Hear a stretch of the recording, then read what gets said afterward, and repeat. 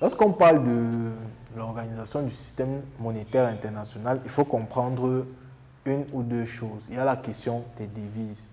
Dans le monde, les échanges sont régulés par des monnaies qui sont des monnaies mastodontes. C'est des monnaies qui sont incontournables sur le marché. Par exemple, dans notre cas, si on veut aller acquérir du matériel pour construire un stade, on ne va pas aller l'acquérir dans notre monnaie à nous. On est obligé de l'adosser à des devises et c'est principalement l'euro et le dollar. Je dis bien principalement. C'est vrai qu'avec l'économie chinoise qui a augmenté, en fait l'Asie qui est devenue un gros pôle de production économique, certaines de leurs monnaies comme le yuan, mais aussi le rouble ou le dollar russe deviennent des monnaies qui sont de plus en plus considérées aussi comme des devises parce qu'elles peuvent faciliter l'achat et la conversion de nos monnaies. Vous voyez un peu.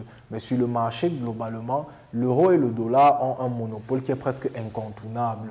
Parce que chaque fois que vous allez faire un paiement, quand vous avez un compte bancaire, si vous êtes dans une banque comme UBA, Afriland ou autre, vous allez vous rendre compte que vous pouvez facilement acheter des choses à l'extérieur, mais les choses sont toujours quantifiées en dollars ou en euros. Vous voyez un peu. Et c'est la parité, la notion de parité. On va revenir dessus longuement.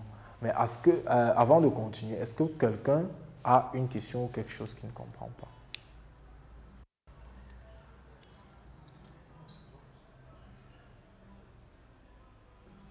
Si vous avez une question, posez-la. J'ai aperçu la crypto-monnaie. Oui. Et parce qu'en fait, j'ai même des lacunes, je comprends ce que Ah, vous avez envie de comprendre ce que c'est que les crypto-monnaies? parce que bon, on parle sur les crypto-monnaies, on parle du trading, on Oui. parle de e-commerce. Oui. Moi, je trouve que c'est souvent confus. Oui. Je sais pas. Oui, il y a des moments où ces notions peuvent prêter à confusion. Donc, on va essayer au maximum durant cet aspect de la messe de comprendre en fait de quoi il s'agit. C'est pour ça que j'ai d'abord voulu commencer par l'organisation du système international. La monnaie, elle est papier, elle est faite de papier. Malgré qu'il y a des transits électroniques, les valeurs sont toujours quantifiées en euros, en dollars. C'est des monnaies qui sont presque incontournables. Mais ce qui est étrange, c'est que l'euro et le dollar, dans la période actuelle, sont en chute libre. C'est-à-dire, il n'y a plus aucune de ces monnaies n'est capable de gérer le coût économique.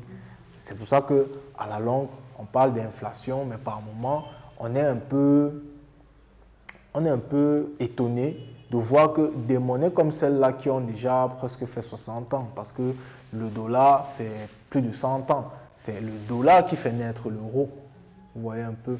Et derrière ça, quand on voit que les économies de ces pays, pour fabriquer des devises, ils sont adossés à des valeurs comme l'or et que drastiquement leur monnaie chute, on se demande ce qui se passe globalement. Parce que pour comprendre, il faut savoir que les États africains ont leur argent, ou plutôt leur monnaie de papier, elle est adossée sur la devise étrangère. C'est-à-dire que quand vous avez 1000 francs, 2000 francs, 3000 francs, on la quantifie en euros ou en dollars. Mais pour ce qui concerne le dollar et l'euro, eux, leur monnaie, elle est adossée sur l'or, sur des valeurs qui sont vraiment immobilières. L'or, c'est quelque chose qui ne chute pas, même pendant les crises. Et quand bien même l'or vient à chuter, l'or remonte toujours. Donc, ils ont des réserves d'or. On sait un peu ce que c'est que la Banque centrale américaine, la Banque fédérale des États-Unis. C'est près d'un quart, c'est plus d'un quart, trois quarts de l'or mondial environ. Vous voyez un peu la royauté anglaise, un peu pareil, le Vatican, la France. Donc, ils ont des réserves d'or qui leur permettent de frapper la monnaie, quand bien même la monnaie, elle est en dévaluation. Vous voyez un peu, quand elle est en chute libre. Beaucoup plus. À côté, nous allons essayer d'observer le système monétaire des pays africains.